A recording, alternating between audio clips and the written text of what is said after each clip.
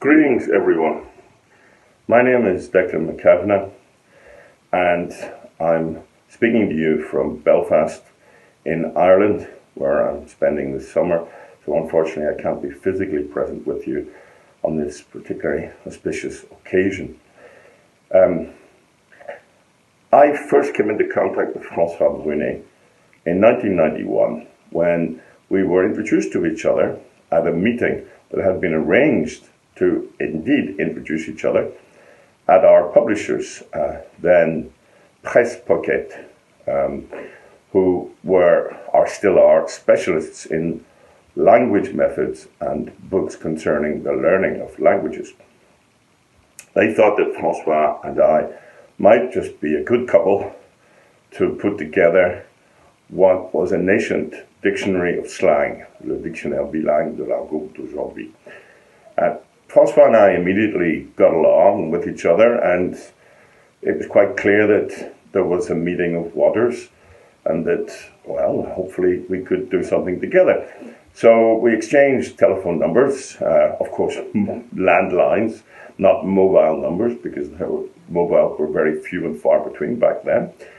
And we went home that evening, and I called François just to kind of dot the T's and talk about what our future project might entail. And so I phoned him up, and we were chatting on the phone. And at the time, I lived in Belleville, in the Rue du Faubourg du Temple, and an ambulance drove past my flat. And strangely enough, I heard a similar sound coming from the other end of the phone on François' end. And lo and behold, it was the same ambulance we were hearing at the same time. And that's how we discovered that we lived barely 50 meters from each other. So that clearly was going to make any working relationship a lot easier from a proximity point of view in Paris. 5 years later, and a lot of hard work under the bridge, we finally, in 1996, published the Dictionnaire bilingue d'aujourd'hui, after we had worked every single weekend and every single holiday together.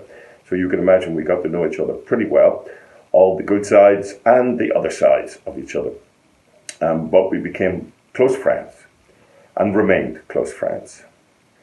And the dictionary sold well, and François and I were on France Inter, we were on France Culture, we did Canal Plus, etc., etc. So we had a great old time at that particular moment.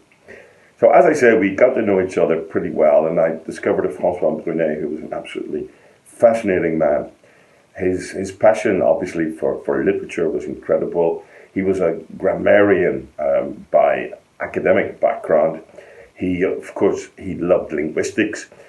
Quite clearly, was interested in dictionaries for obvious reasons. And then, of course, he was also a philosopher. His love of food and wine and music were all very eclectic. And of course, most importantly, regarding today's gathering, he had a very keen interest in photography. I remember very early on in our relationship, he described how he would pick up photographs that he saw lying around in the street in odd places, and his idea was to have an exhibition inventing stories behind the unknown people in the photographs, which I thought was an absolutely wonderful idea. Several years later, when François became the directeur of the Franco-British Collège, I managed to set up a meeting between Jean-Pascal Cibier, and François, because Jean-Pascal was looking for a venue to organize a debate within the context of the Franco-British connections. And so I organized a meeting between the three of us in François' apartment here, when I say here, where you are, at the Cité. And of course, François was very receptive, loved the idea, and the debate took place, and that was the beginning of another relationship between Jean-Pascal and François. And lo and behold, here we are back in the Collège Franco-Britannique and the connection between photography, François Brunet, and the Franco-British connections themselves has been validated and continues.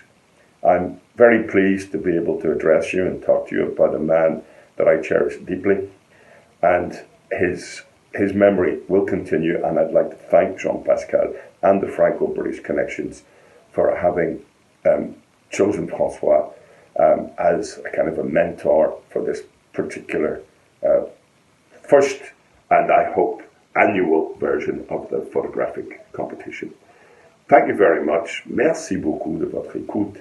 Goramilama Aguf as Belfaristia, and enjoy the rest of the evening. Goodbye.